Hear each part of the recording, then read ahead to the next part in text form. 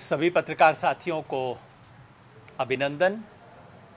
आज एक विशेष संयोग है। आज महात्मा फुले की जयंती भी है और आज से ही पूरे देश में संयुक्त किसान मोर्चा की तरफ से न्यूनतम समर्थन मूल्य मिनिमम सपोर्ट प्राइस या जिसे मराठी में हामी भाव कहते हैं, उस को लेकर पूरे एक सप्ताह का कार्यक्रम आयोजित किया जा रहा है। 11 से 17 अप्रैल तक पूरे देश में किसान संगठन एमएसपी गारंटी सप्ताह मना रहे हैं, जिस सप्ताह में हमारा मुख्य उद्देश्य ये है कि एमएसपी के बारे में जन जागरण हो, जागृति हो, उसका विचार सब तक पहुंचे। जो किसान आंदोलन आपने दिल्ली के मोर्चे पे देखा 13 महीने तक, जब 9 दिसंबर को हमने मोर्चा उठाने की घोषणा की थी तो हमने कहा था आंदोलन समाप्त नहीं हो रहा, हम केवल मोर्चा उठा रहे हैं, अपने कार्यक्रम को कुछ दिन के लिए स्थगित कर रहे हैं। और आज 11 अप्रैल से वो आंदोलन दोबारा शुरू हो चुका है और अब उसका मुख्य लक्ष्य एमएसपी का सवाल है, न्यूनतम समर्थन मूल्य का सवाल है।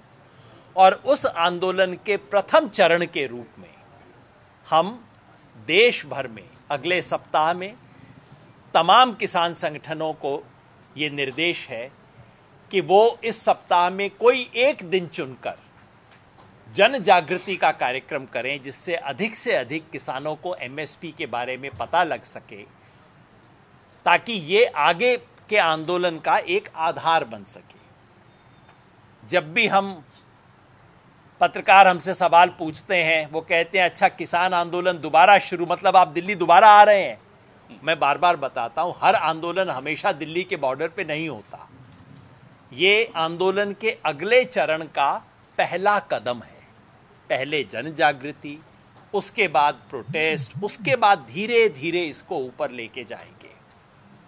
इसलिए आपके माध्यम से मैं एमएसपी के बारे में कुछ तथ्य आपके सामने रखना चाहता हूं। ये जो न्यूनतम समर्थन मूल्य है, इसका मतलब क्या है? भारत सरकार हर वर्ष 2 बार, एक बार खरीफ की फसल से पहले, ये अभी मई के महीने में होगा, और दूसरी बार रबी की फसल से पहले, वो अक्टूबर के महीने में होता है। भारत सरकार कुल 23 फसलों की न्यूनतम समर्थन मूल्य घोषित करती है। मतलब सरकार किसान को कहती है तुम फसल बोने जा रहे हो, हम तुम्हें वायदा करते हैं कि तुम्हें इतना दाम तो कम से कम मिलना चाहिए, और अगर नहीं मिलता तो हमारी जिम्मेवारी है कि हम आपका समर्थन करेंगे। केवल ये न्यूनतम मूल्य नहीं है, न्यूनतम समर्थन मूल्य है, मिनिमम सपोर्ट प्राइस। सरकार कहती है इससे कम पे यदि हुआ तो हम सपोर्ट करने के लिए हैं तुम्हें। लेकिन व्यवहार में इन 23 फसलों में से केवल 3 फसलों में किसान को सरकार का कुछ सपोर्ट मिलता है, बाकी 20 में कोई सपोर्ट नहीं मिलता। और ये 3 फसलें हैं गेहूं, धान और गन्ना। इसके अलावा बाकी किसी फसल में किसान को सरकार का सपोर्ट नहीं मिलता। भगवान भरोसे है, जिस साल अच्छा दाम मिल गया, नहीं मिला, नहीं मिला। मैं आपको आज की स्थिति बताता हूं। इस साल सरकार कहती है, सरकार के समर्थक कहते हैं कि किसान की बल्ले बल्ले हो गई, इस साल तो बहुत अच्छी स्थिति है भाई। क्यों? यूक्रेन में वॉर हो गया है, उसकी वजह से फसलों के दाम ऊपर चले गए हैं, गेहूं के दाम अच्छे हैं, किसान को दाम मिल तो रहा है, आप क्यों शोर करते हो, ऐसी बात पूछते हैं। मैं आपको आज की स्थिति बताता हूं, महाराष्ट्र की। आज महाराष्ट्र में चना, जो कि यहाँ एक महत्वपूर्ण फसल है, और ये सरकार की वेबसाइट से है, सरकार की एक वेबसाइट है एग्रीमार्कनेट, जिसमें भारत सरकार हर मंडी का हर दिन का दाम भी देती है, तो मेरे डेटा नहीं है। आज महाराष्ट्र की 90% मंडियों में चना एमएसपी के नीचे बिक रहा है। चने का एमएसपी है 5,230 रुपया और चना कोई 4,700 रुपए के रेट पे बिक रहा है, 4,500 के रेट पे भी बिक रहा है। यानी कि चने में हर क्विंटल में किसान को 500 रुपए का नुकसान है। ये आज का महाराष्ट्र का आंकड़ा है। अरहर की दाल 86% महाराष्ट्र की मार्केट में अरहर की दाल न्यूनतम समर्थन मूल्य के नीचे बिक रही है। अरहर का दाम है 6,300 रुपया और सामान्यतः अरहर इस वक्त 5,200, 5,400, 5,500 रुपए पे बिक रहा है। आज की स्थिति बता रहा हूं सरकारी आंकड़े के हिसाब से। ज्वार 96%, 96% एग्रीकल्चर मार्केट्स में एमएसपी से नीचे पे बिक रही है। गेहूं आज की तारीख में एमएसपी पे बिक रहा है, लेकिन उसका कारण ना सरकार है ना कुछ है, उसका कारण यूक्रेन है। यूक्रेन की वजह से गेहूं के दाम ऊपर बढ़ गए हैं।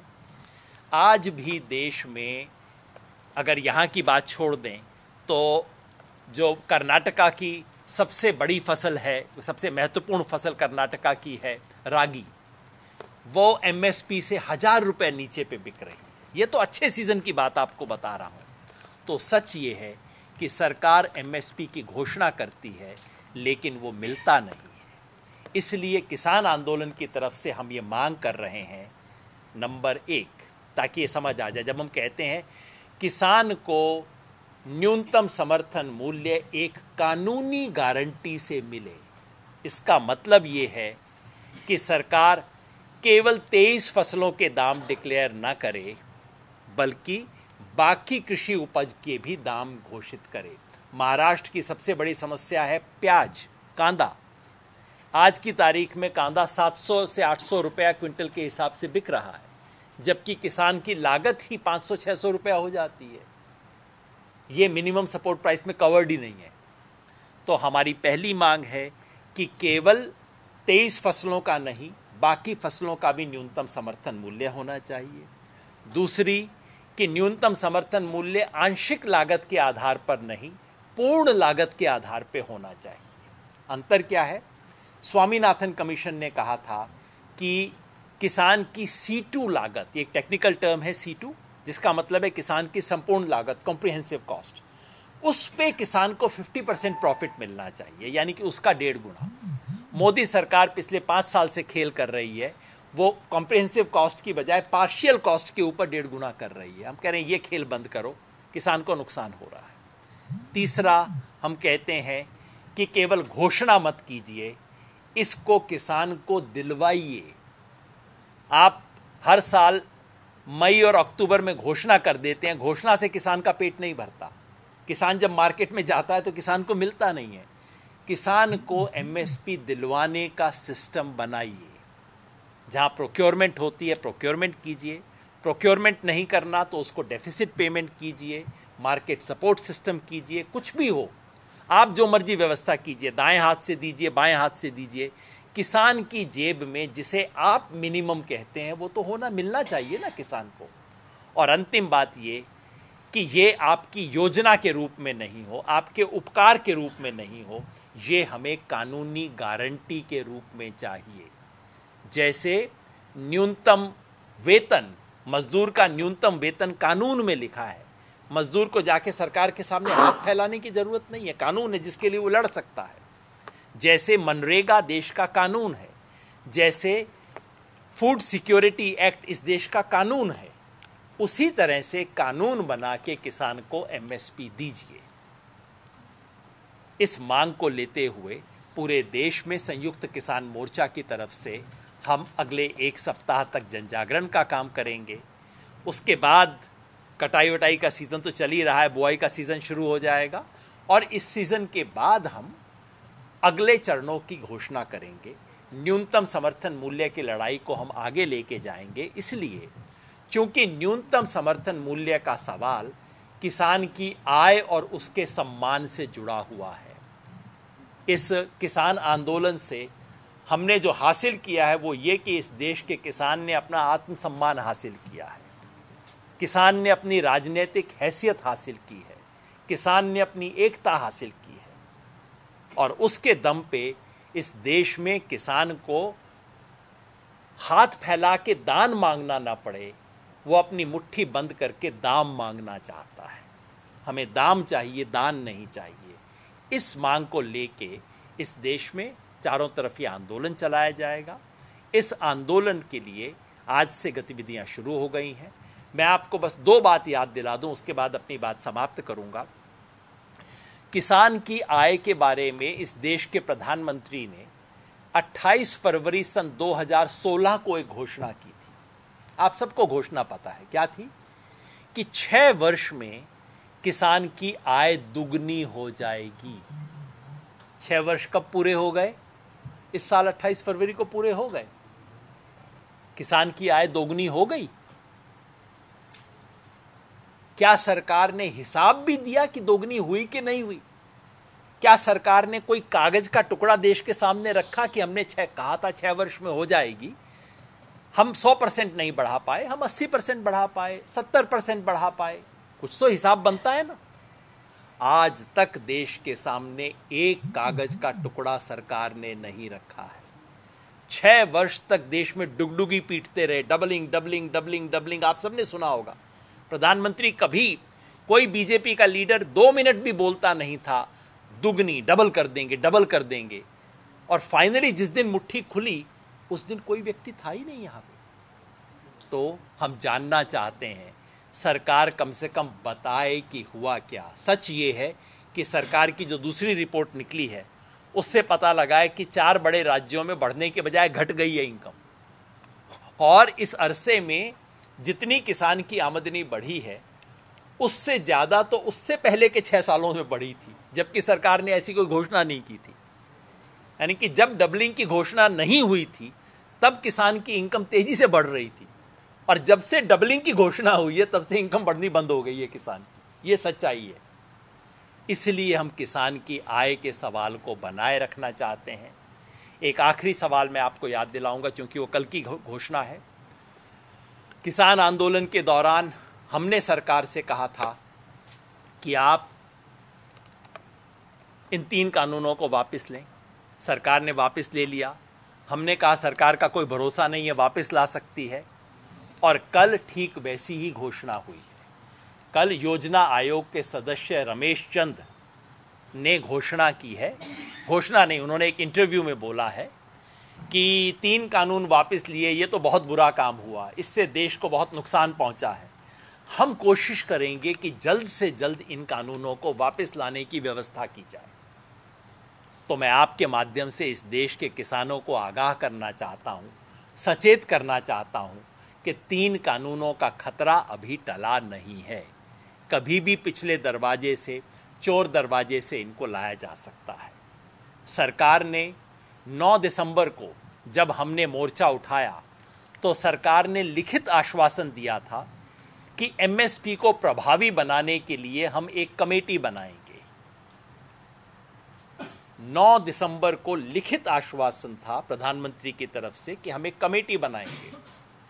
आज 4 महीने बीत गए हैं, कमेटी का नामो निशान नहीं। सरकार ने कहा बीच में चुनाव आ गए थे। हमने कहा चुनाव की घोषणा तो जनवरी के महीने में हुई, 1 महीने तक आप कमेटी नहीं बना सके। चुनाव तो खत्म हो गए। उसके बाद 10 दिन पहले सरकार की तरफ से संयुक्त किसान मोर्चा को हम लोगों को फोन आया कि आप कमेटी के लिए 3 नाम भेज दीजिए। हमने कहा आप बता दीजिए कमेटी का टीओआर क्या होगा, टर्म्स ऑफ रेफरेंस क्या होंगे। अब शायद सरकार को ये उम्मीद नहीं थी कि किसानों को ये शब्द भी पता है, टर्म्स ऑफ रेफरेंस। अब पता लग गए हैं किसान को। किसान भी पूछ लेता है कमेटी तो बना रहे हो, कमेटी करेगी क्या, जरा बता तो दो मुझे। पिछले 10 नहीं अब तो 15 दिन हो गए, सरकार की तरफ से इस चिट्ठी का कोई जवाब नहीं। और कृषि मंत्री संसद में खड़े होकर बोलते हैं हम तो कमेटी बनाने को तैयार हैं, संयुक्त किसान मोर्चा अपने नाम नहीं दे रहा। जबकि हमने केवल इतना कहा कि फोन पे मत मांगिए, आप हमें लिख के बताइए आप किस कमेटी के लिए कितने नाम चाहते हैं, वो कमेटी के प्रेसिडेंट कौन होंगे, हमारे सिवा उसके कौन मेंबर होंगे, कमेटी की टर्म्स ऑफ रेफरेंस क्या होगी, कितने समय में कमेटी अपना काम करेगी। ये बताने को तैयार नहीं है, कह रहे बस नाम दे दो और कुछ नहीं चाहिए। तो सरकार की नीयत का इससे पता लगता है, और इसलिए इस सवाल पर संयुक्त किसान मोर्चा की तरफ से इस संघर्ष को हम आगे लेके जाएंगे। यही बात मैं रखना चाह रहा था। अगर मेरे साथी कुछ इसमें जोड़ना चाहें तो, नहीं तो आपके जो प्रश्न हो आप प्रश्न लेंगे।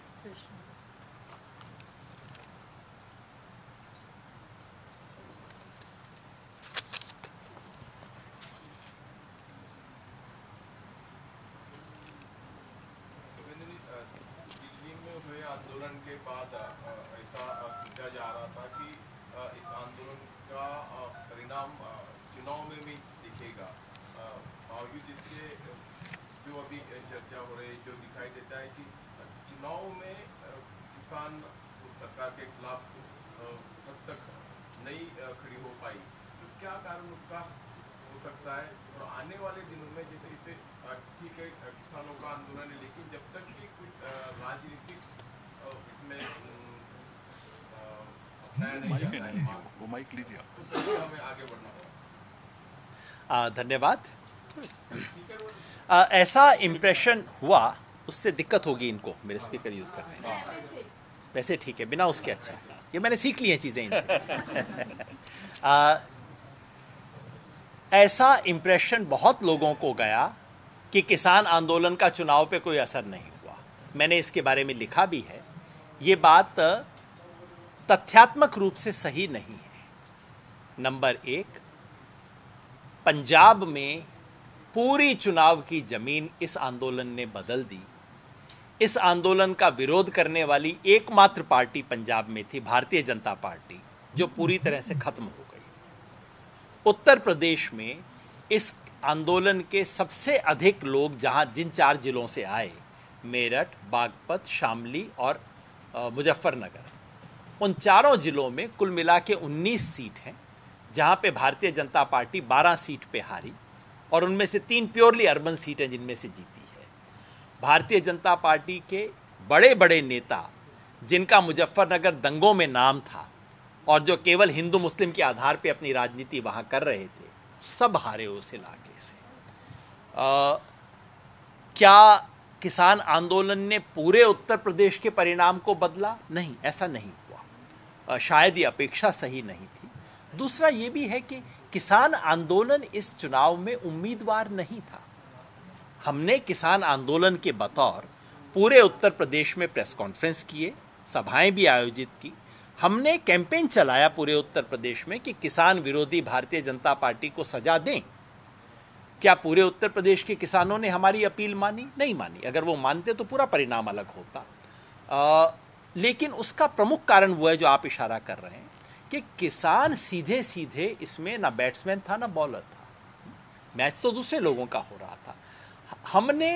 मैंने इस बात मुहावरे को दोहराया और इसको लेके काफ़ी गलतफहमी भी हुई है, कई लोगों ने उछाला भी है। मैंने इसको कहा था कि हमारा आंदोलन पूरा होने के बाद फरवरी और मार्च के महीने में संयुक्त किसान मोर्चा की तरफ से हमने अलग अलग जगहों पे जाके इसके बारे में प्रचार किया। तो हाँ, हमने चुनाव में एक भूमिका अदा की।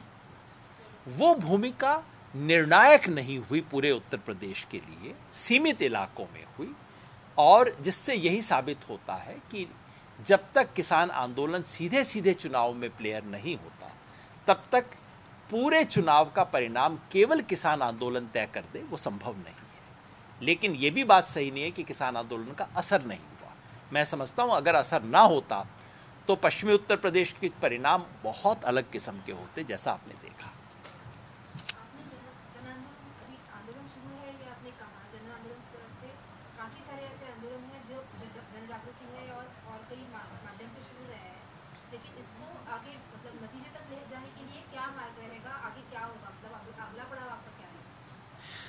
एमएसपी पे जैसे मैंने कहा, अभी हमारे आंदोलन की शुरुआत है। पहला पड़ाव हमारे लिए है जन जागृति।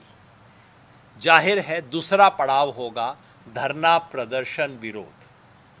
और ये जो दिल्ली के घेराव जैसा पिछली बार जो हुआ, दिल्ली मार्च वगैरह, वो तो बिल्कुल एक अंतिम परिणति के रूप में किसी भी आंदोलन की होती है। मैं समझता हूँ कि किसान आंदोलन के इस देश में 2 ही सीज़न होते हैं। अगर आप फॉलो करते रहें तो 2 ही सीज़न होते हैं। एक होता है मार्च अप्रैल का, दूसरा होता है अक्टूबर नवंबर का। ये 2 ही समय होते हैं जबकि किसान कोई भी सड़कों पे आके बड़ी गतिविधि कर पाते हैं, क्योंकि देश का एग्रीकल्चर कैलेंडर ऐसा है कि उसमें यही है। तो एक छोटी गतिविधि इस बार हम कर रहे हैं और अक्टूबर नवंबर के महीने में आप देखेंगे कि हम इसको एक अगले ऊंचे पड़ाव तक लेके जाएंगे, अगर सरकार तब तक हमारी बात नहीं मानती तो। मैं एक बात इसमें और जोड़ दूं जो मैंने पहले नहीं कही थी, वो ये कि ये जो एमएसपी की हमारी मांग है, ये केवल हमारे दिमाग की उपज नहीं है।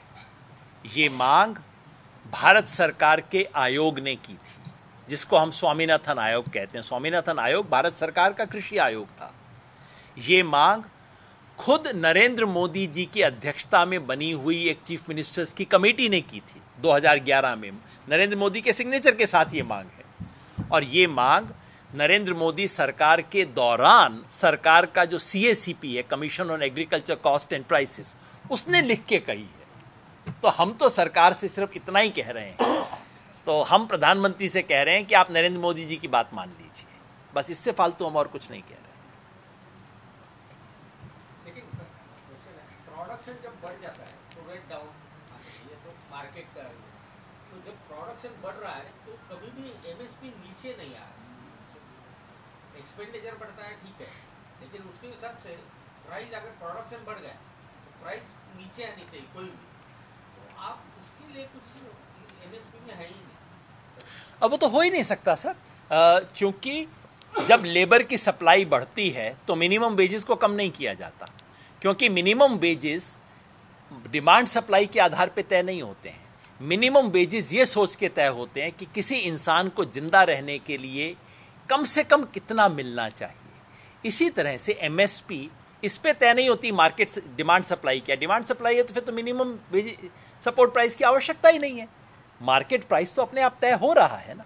मार्केट प्राइस को रेगुलेट करने के लिए मार्केट के बाहर के प्रिंसिपल्स को लाते हुए, जैसे मिनिमम वेज होता है उसी तरह से MSP होती है। MRP हम क्यों लगाते हैं? MRP इसलिए लगाते हैं क्योंकि हम मार्केट को रेगुलेट करना चाहते हैं।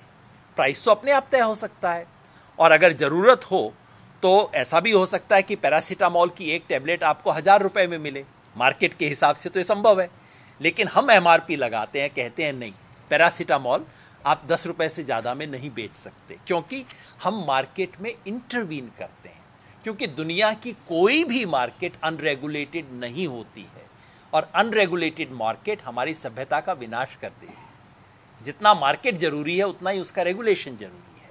तो बिल्कुल हम कहते हैं MSP इस पे आधारित नहीं है। MSP इस पे आधारित है कि एक किसान जो कि इतना खर्चा कर, जिस किसान की लागत इतनी है, उस किसान को एक गरिमामय जीवन जीने के लिए कम से कम कितना लाभ मिलना चाहिए, इस पर आधारित है हमारे न्यूनतम समर्थन मूल्य, और यही इसका प्रिंसिपल रहा है हमेशा। एक बात मैं और कह दूं, क्योंकि कई अर्थशास्त्री आजकल इस देश में काफ़ी अर्थशास्त्री हो गए हैं, और वो अंग्रेजी और अर्थशास्त्र मिला के इतना डेडली कॉम्बिनेशन हो जाता है कि किसी की फिर मुंह खोलने की हिम्मत नहीं बचती। उसके बाद बार बार कहा जाता है कि मार्केट प्रिंसिपल ये है।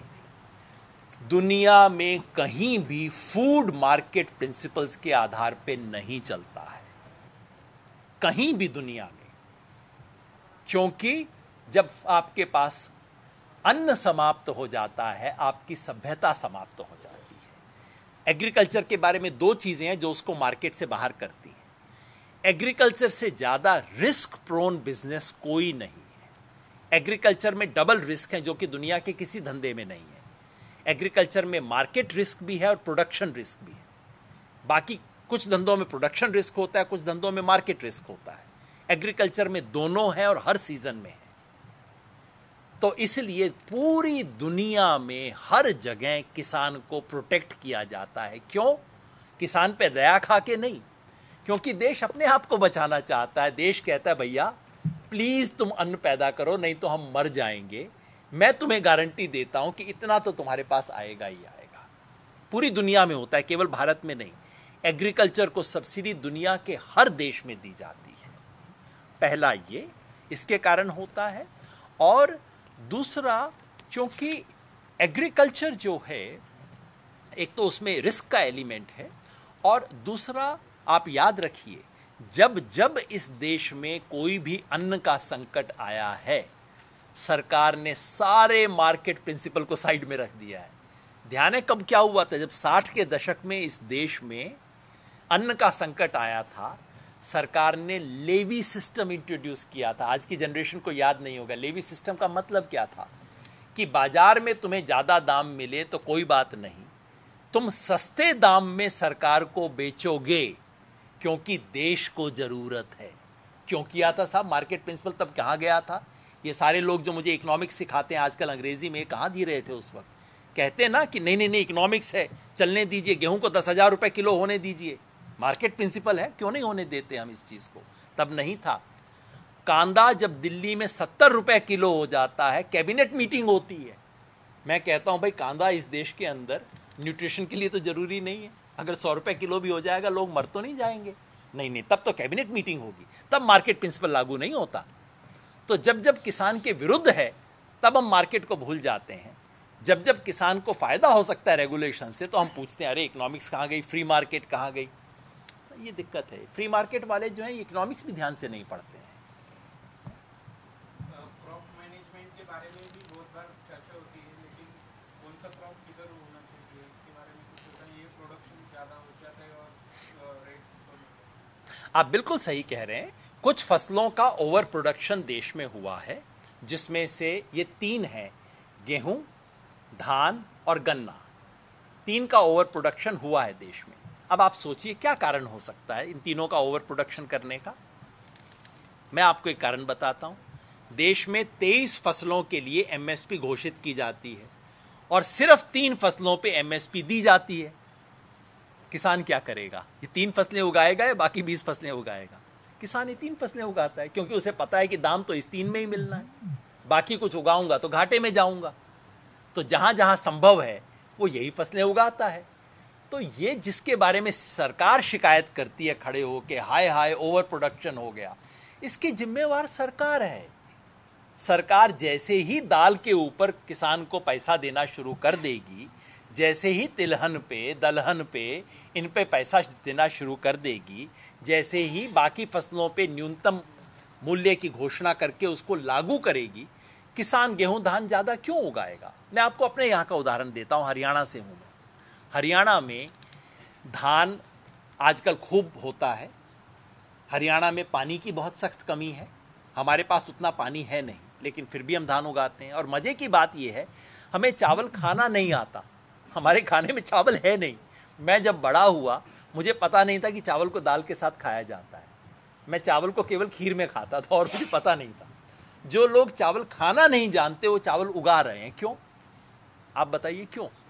क्योंकि सरकार मिनिमम सपोर्ट प्राइस दे रही है उसके ऊपर। जिस दिन आप ये करना बंद कर देंगे, मैं नहीं कह रहा कि चावल पे बंद कर दीजिए, मैं कह रहा हूं कि आप हमें बाकी फसलों पे भी देना शुरू कर दीजिए।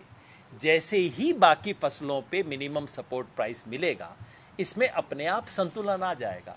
इस असंतुलन की जड़ सरकार की डिस्टॉर्टेड नीतियां हैं।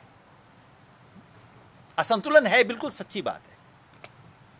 किसानों के प्रश्नों को लेकर कुछ और तरीके जो अपनाए जाते हैं, जैसे कि किसानों को कर्ज मुक्ति के लिए कर्ज माफी देना, या फिर उन्हें बिजली में सब्सिडी देना है, बिजली बिल उनका माफ करना। तो ये सब चीज़ें कितनी मायने रखती है जहाँ तक हम एक तरफ एमएसपी की मांग करते हैं, और इस तरह से जो होता है तो क्या परिणाम इसमें साधा जा सकता है? देखिए, दीर्घकाल में यही होता है, एक डिस्टॉर्शन से दूसरा डिस्टॉर्शन पैदा होता है। पहले हम किसान को उसकी फसल का दाम नहीं देते तो उस पर कर्ज चढ़ जाता है।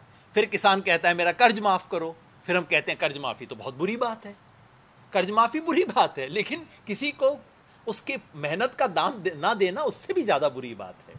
अगर हम किसान को उसकी मेहनत का दाम देना शुरू कर दें, बाकी धीरे धीरे कुछ समय बाद बाकी किसी चीज़ की आवश्यकता नहीं बचेगी। और रही कर्ज माफ़ी की, आज इस देश में किसान कर्ज में डूबा हुआ है, सच बात है, ये सरकार के अपने आंकड़े हैं। एक बार आपको स्लेट को साफ करना पड़ेगा, कोई तरीका नहीं है। दिक्कत ये होती है जब किसान के कर्ज माफ़ी की बात आती है तो हाहाकार मच जाता है। सारे बड़े बड़े इकोनॉमिक न्यूज़ चैनल्स में, और ये बड़े आजकल बिजनेस के बड़े बड़े अखबार आते हैं, पिंक प्रेस, इसके अंदर एडिटोरियल आने शुरू हो जाते हैं।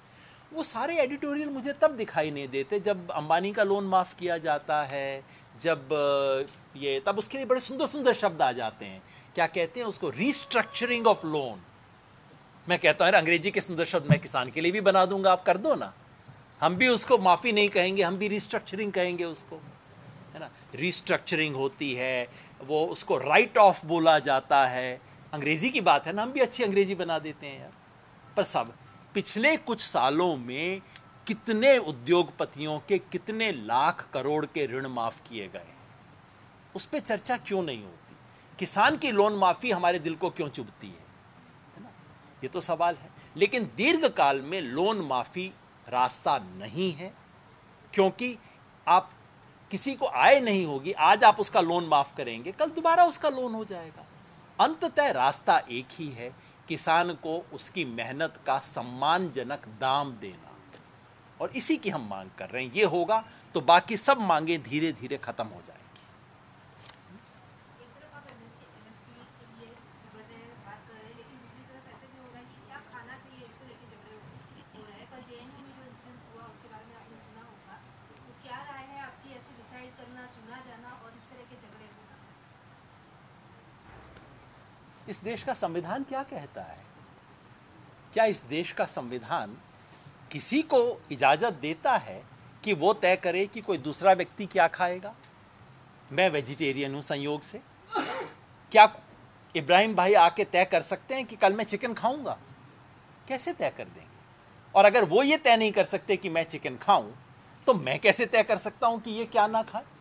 कैसे हो सकता है ये तो इस वक्त दरअसल ये सवाल खाने का नहीं है, ये सवाल इस देश की नागरिकता का इस वक्त है। और जो हम देख रहे हैं वो ये कि इस देश में दो दर्जे के नागरिक बनाए जा रहे हैं, एक जो कि फर्स्ट क्लास सिटीजन है इस देश के, और दूसरे जो सेकंड क्लास सिटीजन होंगे। ये सीएए में बात बिल्कुल स्पष्ट हो गई थी, और ये किसी ना किसी बहाने से देश के अल्पसंख्यकों को, खास तौर पे मुसलमानों को सेकंड ग्रेड सिटीजन बनाने की कोशिश है हर बहाने से।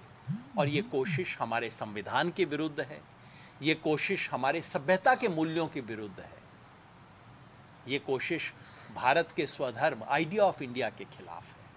और ये होती है तो इससे जितना दीर्घकालिक नुकसान होगा, रामनवमी वाले दिन राम का नाम लेके जिस तरह की जो काम कर रहे हैं, जिसका राम मर्यादा पुरुषोत्तम से, उसकी मर्यादा से कोई संबंध नहीं है, ये सब, इसका तो विरोध हर नागरिक को करना होगा।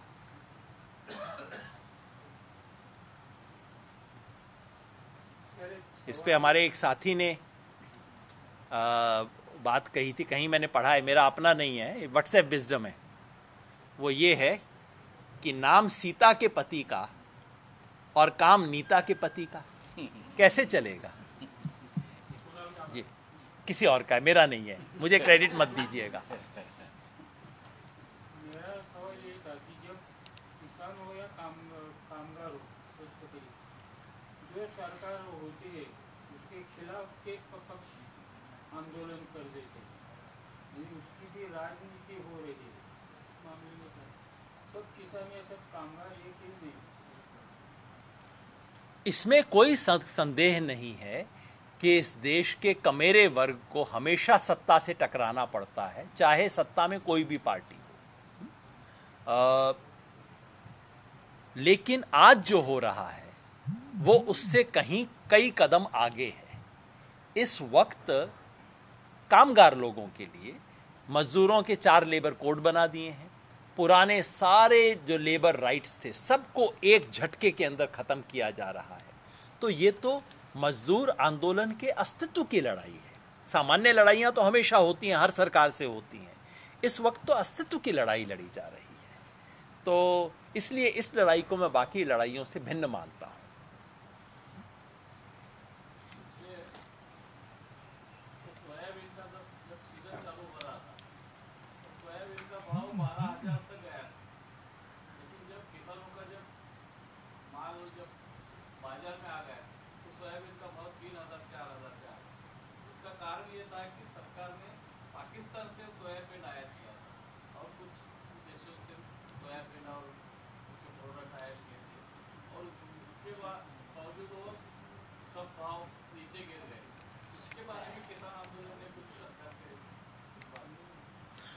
देखिए, इस देश की import export policy, agriculture produce की इंपोर्ट एक्सपोर्ट पॉलिसी इस देश की एग्रीकल्चर मिनिस्ट्री तय नहीं करती है। ये बड़ा विचित्र चीज़ है। एग्रीकल्चर प्रोडक्शन एक मिनिस्ट्री तय करती है, उसका इंपोर्ट एक्सपोर्ट दूसरी मिनिस्ट्री तय करती है, और दोनों एक दूसरे से बात नहीं करते हैं ना। तो इसका नतीजा ये होता है कि हमारी सारी export import policy basically traders के बेनिफिट में की जाती हैं, या कभी कभी कंज्यूमर के बेनिफिट के लिए की जाती हैं, फार्मर के बेनिफिट के लिए कभी नहीं बनती। और उसी के लिए हम वो सवाल उठाते हैं। ये सिर्फ इसी में नहीं, दाल में, अरहर की दाल, तमाम चीज़ों में बार बार हुआ है ये चीज़। तो इसके लिए एग्रीकल्चर इंपोर्ट एक्सपोर्ट पॉलिसी को किसान समर्थक, किसान हितैषी बनाया जाए, उसके लिए पूरा रीओरिएंट करना होगा।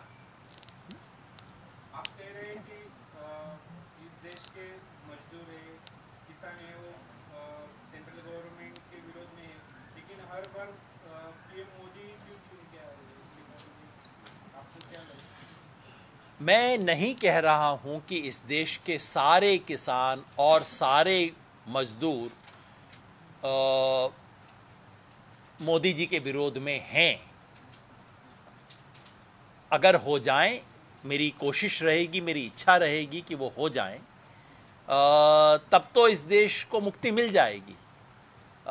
लेकिन मैं अभी केवल ये कह रहा हूं कि बीजेपी किसान विरोधी है। मैं ये कह रहा हूं कि ये सत्ता मजदूर विरोधी है, और सामान्य सरकारों से ज़्यादा मजदूर विरोधी है।